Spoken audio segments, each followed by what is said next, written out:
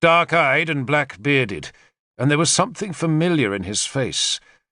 But it was not till he had reined in above me that I recognized him. It was Valerian, the chieftain to whom Guinevere had been betrothed when she had first met Arthur. He stared down at me, then slowly raised his spearhead until it was pointed at my throat. "I had hoped," he said, "that you would be Arthur." "My lord sends you his greetings, Lord Valerian," I said. Valerian spat towards my shield, that again carried the symbol of Arthur's bear. "Return my greetings to him," he said, "and to the whore he married."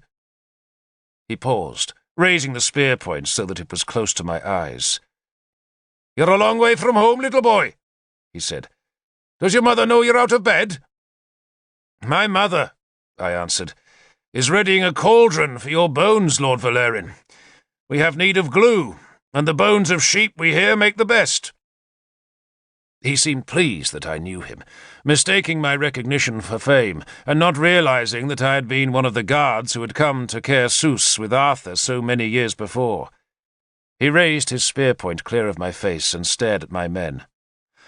"Not many of you," he said, "but many of us. Would you like to surrender now?"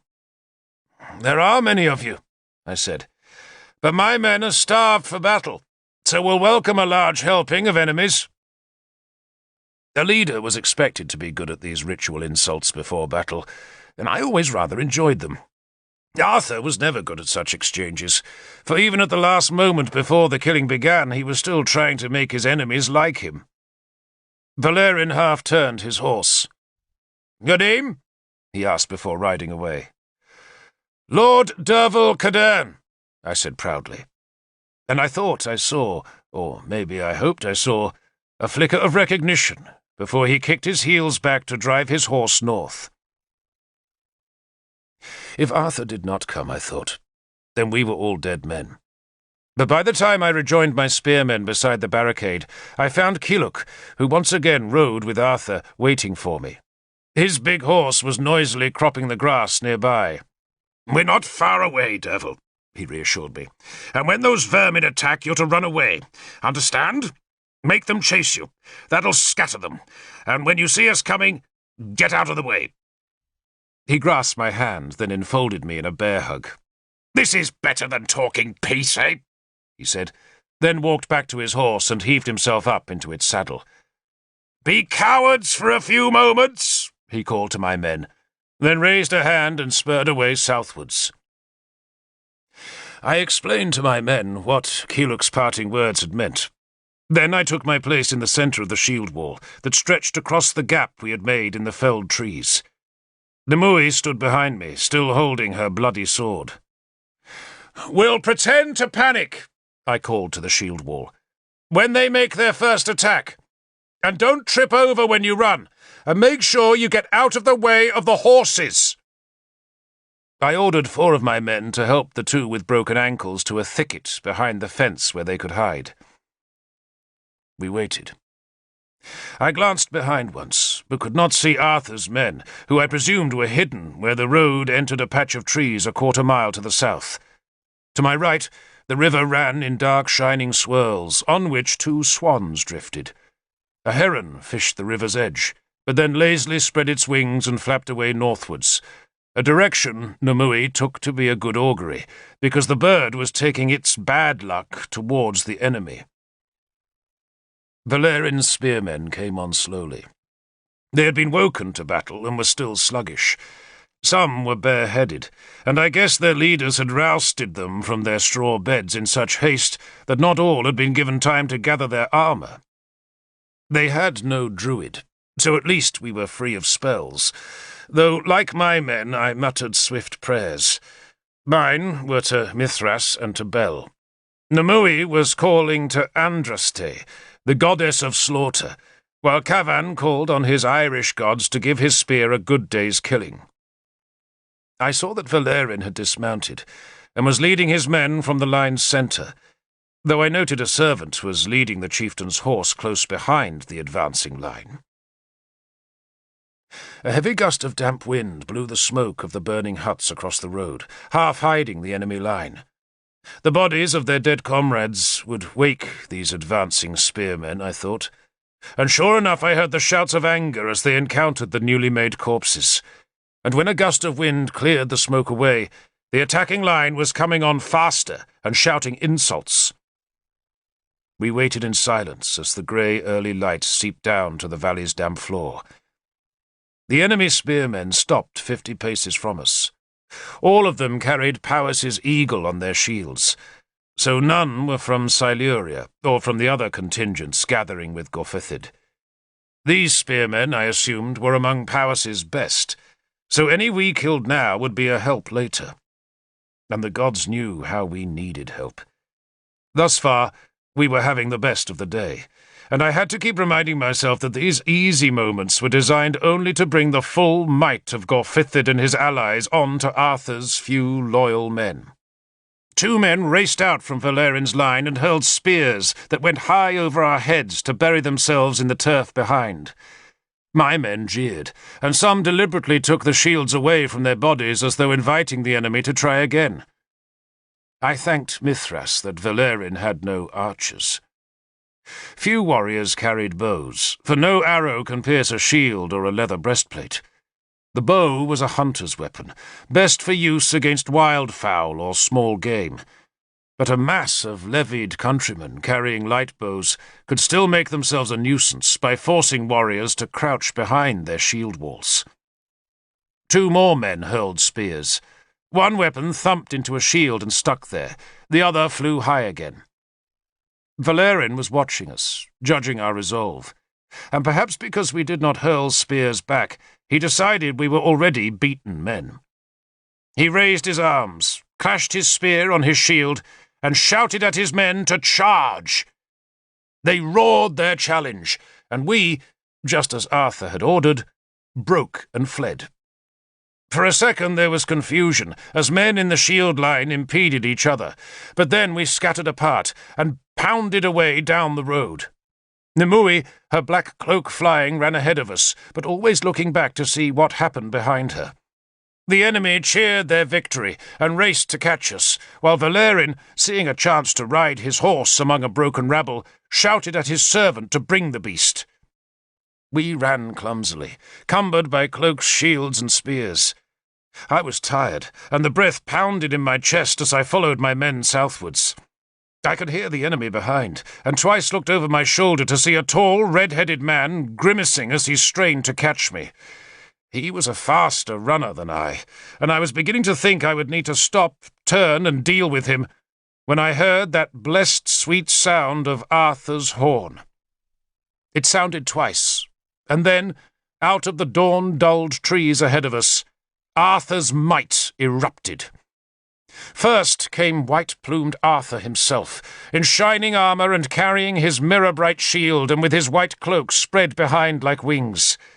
His spearhead dipped as his 50 men came into sight on armoured horses, their faces wrapped in iron and their spear points glittering.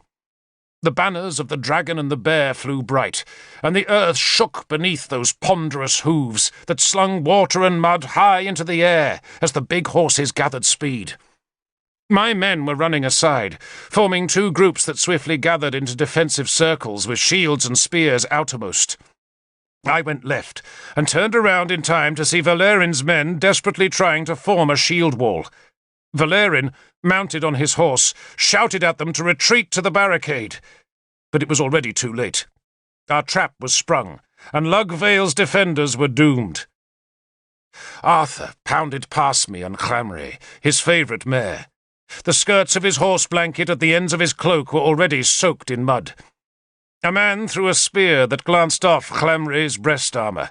Then Arthur thrust his spear home into the first enemy soldier, abandoned the weapon, and scraped Excalibur into the dawn.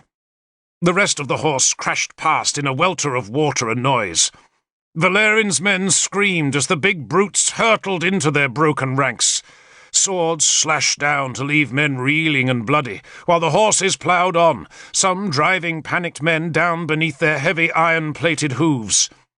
Broken spearmen had no defence against horses, and these warriors of Powys had no chance to form even the smallest shield walls. They could only run, and Valerin, seeing there was no salvation, turned his light horse and galloped northwards. Some of his men followed, but any man on foot was doomed to be ridden down by the horses. Others turned aside and ran for the river or the hill, and those we hunted down in spear bands. A few threw down spears and shields and raised their arms, and those we let live. But any man who offered resistance was surrounded like a boar trapped in a thicket and speared to death. Arthur's horse had disappeared into the vale, leaving behind a horrid trail of men with heads cut to the brain by sword blows. Other enemies were limping and falling, and Nimue, seeing the destruction, screeched in triumph. We took close to 50 prisoners. At least as many others were dead or dying. A few escaped up the hill we had come down in the grey light, and some had drowned trying to cross the lug. But the rest were bleeding, staggering, vomiting, and defeated. Sagramore's men, 150 prime spearmen, marched into sight as we finished rounding up the last of Valerin's survivors.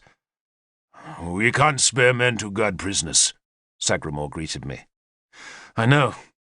"Then kill them," he ordered me, and Nimue echoed her approval. "No," I insisted. Sagramore was my commander for the rest of this day, and I did not enjoy disagreeing with him. But Arthur wanted to bring peace to the Britons, and killing helpless prisoners was no way to bind Powys to his peace.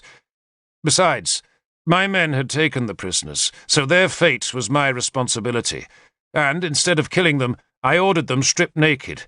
Then they were taken one by one to where Cavan waited with a heavy stone for his hammer and a boulder for an anvil. We placed each man's spear hand on the boulder, held it there, then crushed the 2 smallest fingers with the stone. A man with 2 shattered fingers would live, and he might even wield a spear again. But not on this day. Not for many a day. Then we sent them southwards, naked and bleeding, and told them that if we saw their faces again before nightfall, they would surely die. Sagramore scoffed at me for displaying such leniency, but did not countermand my orders. My men took the enemy's best clothes and boots, searched the discarded clothing for coins, then tossed the garments onto the still-burning huts. We piled the captured weapons by the road. Then we marched north, to discover that Arthur had ended his pursuit at the ford, then returned to the village that lay about the substantial Roman building which Arthur reckoned had once been a rest house for travellers going into the northern hills.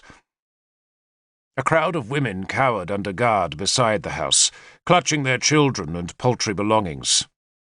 "Your enemy," I told Arthur, "was Valerin." It took him a few seconds to place the name. Then he smiled.